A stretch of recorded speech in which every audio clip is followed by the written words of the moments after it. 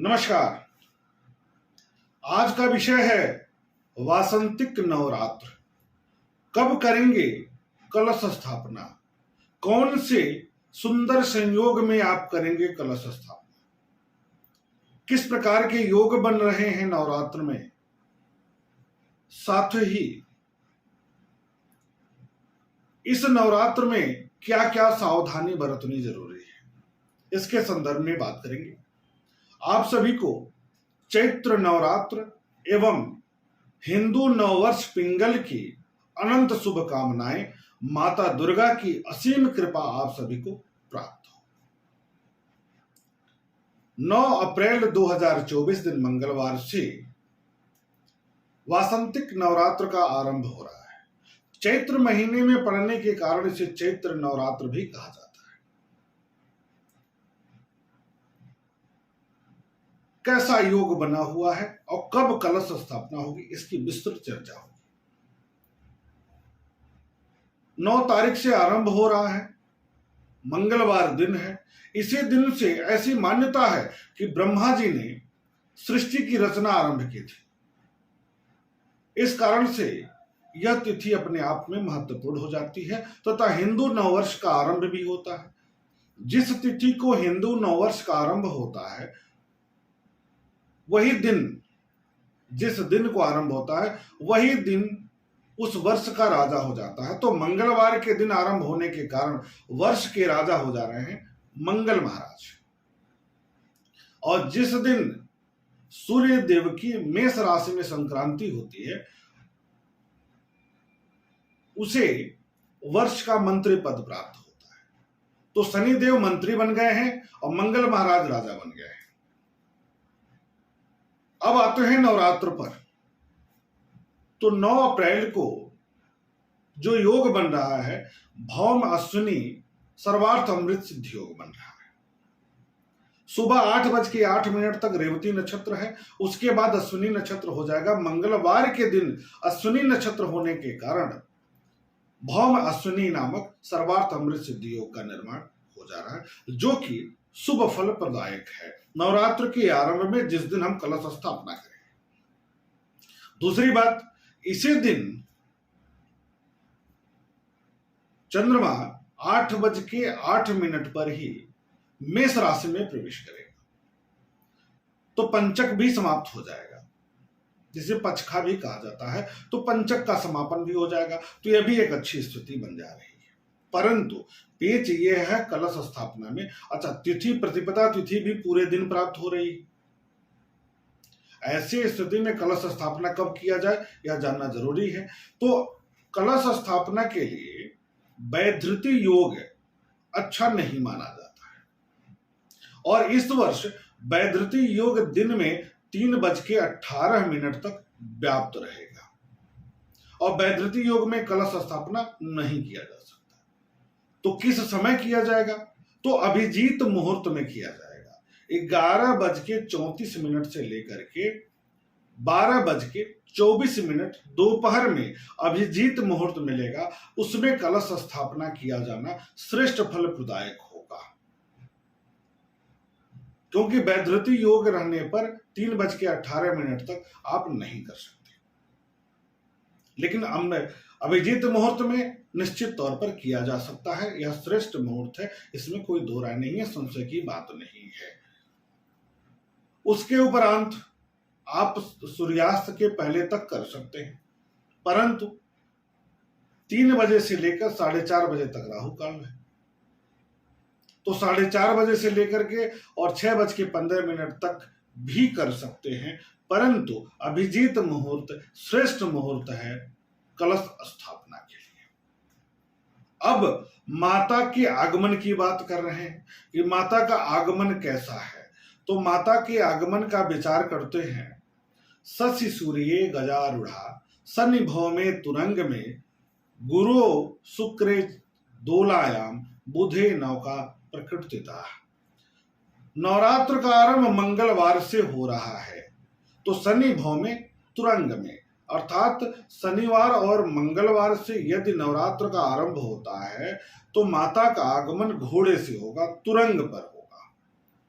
और घोड़े पर जो आगमन होता है वह शुभ कारक नहीं माना जाता है। विवाद, तनाव, अशांति, राजाओं के बीच युद्ध की स्थिति, आम जनमानस का एकत्रीकरण, राजनेताओं के मध्य वाक्य युद्ध की स्थिति को दर्शाता है। यह बहुत शुभ कारक नहीं होता है।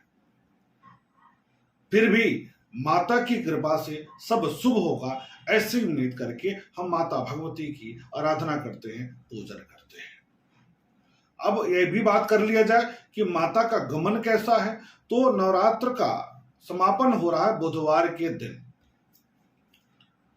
तो बुधवार के दिन जब माता का गमन होता है तो क्या फल होता है। तो बुध शुक्र दिने यदि सा विजया गजवाहन गा शुभ वृष्टि करा, अर्थात शुभ फल प्रदायक होता है, अच्छी वर्षा होती है, धन धान्य में वृद्धि होती है, समाज में खुशहाली आती है, प्रगति की स्थिति बनती है। नवरात्र के मध्य और नवरात्र के बाद वर्षा का योग बनता है। यह एक शुभ फल प्रदायक माना जाता है, एक अच्छी स्थिति मानी जाती है। माता का गमन इस वर्ष का बहुत अच्छा है। अब हम बात करेंगे कि पहले दिन से लेकर के 9वें दिन तक किसका पूजा करना है, किस तरीके से करना है और क्या सावधानी बरतनी है, इसको जान लेते हैं। तो पहला दिन 9 अप्रैल दिन मंगलवार को माता शैलपुत्री की आराधना की जानी है और मुख्य निर्मालिका गौरी का पूजन अर्चन किया जाएगा। इस दिन भौमाश्विन सर्वार्थ अमृत सिद्धि योग रहेगा। दूसरा दिन 10 अप्रैल को है, दिन है बुधवार। ब्रह्मचारिणी माता की आराधना किया जाएगा तथा ज्येष्ठा गौरी का दर्शन पूजन किया जाएगा। इस दिन बुधे भद्रा सिद्ध योग है, रात में 7:45 तक। तीसरे दिन की बात करेंगे तो 11 अप्रैल दिन बृहस्पतिवार है, माता चंद्रघंटा की आराधना की जाएगी तथा सौभाग्य गौरी का पूजन अर्चन किया जाएगा। अब हम चौथे दिन की बात करेंगे तो चौथे दिन 12 अप्रैल दिन शुक्रवार को माता कुष्मांडा देवी की आराधना करेंगे, साथ ही साथ श्रृंगार गौरी माता की यात्रा दर्शन पूजन करेंगे तो फल अच्छा मिलेगा। पांचवें दिन की बात करेंगे तो 13 अप्रैल दिन शनिवार को माता स्कंद माता की आराधना की जाएगी, विशालाक्षी गौरी माता का यात्रा दर्शन पूजन अर्चन किया जाएगा। इसी दिन सूर्य देव अपनी उच्च राशि में प्रवेश कर रहे हैं, रात में 11:19 के बाद से। छठे दिन की बात करेंगे तो 14 अप्रैल दिन रविवार को माता कात्यायनी माता की आराधना की जाएगी एवं ललिता गौरी माता का पूजन अर्चन किया जाएगा। सातवें दिन की बात करेंगे तो 15 अप्रैल दिन सोमवार को माता कालरात्रि माता का आराधना होगा और भवानी गौरी की यात्रा के साथ पूजन अर्चन किया जाएगा। आठवें दिन की बात करेंगे तो आठवें दिन 16 अप्रैल दिन मंगलवार को महाअष्टमी का व्रत होगा, महागौरी माता की आराधना की जाएगी एवं मंगला गौरी माता की आराधना यात्रा के साथ दर्शन पूजन किया जाएगा। चढ़ती उतरती का व्रत करने वाले लोग इस दिन व्रत रहेंगे। घर घर की जाने वाली नवमी की पूजा भी इसी दिन रात में या सायंकाल किया जाएगा। 9वें दिन की बात करेंगे तो 17 अप्रैल दिन बुधवार को महानवमी 5:22 सायंकाल तक है। इस दिन भगवान श्री राम चंद्र जी का जन्म महोत्सव मनाया जाएगा सर्वत्र।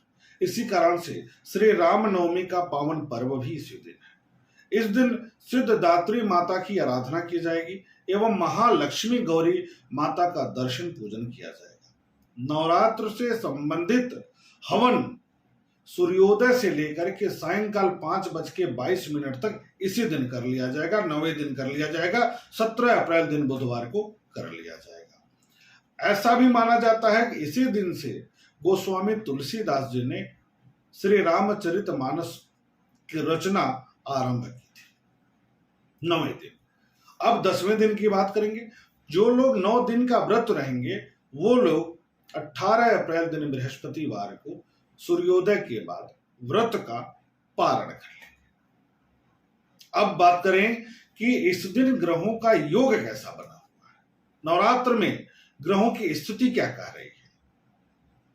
तो नवरात्र के समय ग्रहों का बहुत सुंदर संयोग बन रहा है। सुख संपन्नता, भोग विलासिता, ऐश्वर्य के कारक ग्रह, ग्लैमर के कारक ग्रह, कला क्षेत्र के कारक ग्रह शुक्र अपनी उच्च राशि में विद्यमान रहेंगे, मीन राशि में विद्यमान रहेंगे। वहीं पर शनिदेव जो न्यायकर्ता हैं और वर्ष के मंत्री भी हैं, अपनी राशि कुंभ में रहकर सस नामक पंच महापुरुष योग का निर्माण कर रहे हैं। नवरात्र के दौरान 13 अप्रैल को ग्रहों में राजा सूर्यदेव अपनी उच्च राशि मेष में प्रवेश कर रहे हैं। यह भी एक बहुत सुंदर योग है, बहुत बेहतरीन योग है। मेष राशि में जैसे ही प्रवेश करेंगे वहां पर पहले से ही देवगुरु बृहस्पति गोचर कर रहे हैं, तो गुरु आदित्य नामक राजयोग का निर्माण हो जाएगा। इस तरीके से नवरात्र में ग्रहों का सुंदर संयोग बन रहा है, जो कि निश्चित तौर पर शुभ फल प्रदान करने वाला साबित होगा। इस तरीके से कब व्रत करना है, किसका व्रत करना है, कब पारण करना है, कब हवन करना है, इसकी विस्तृत जानकारी हम सबों ने प्राप्त कर ली। आप सभी के लिए नवरात्र शुभ हो, माता की असीम कृपा आप सभी को प्राप्त हो। फिर मिलेंगे नई जानकारी को लेकर, तब तक के लिए शुभ नमस्कार।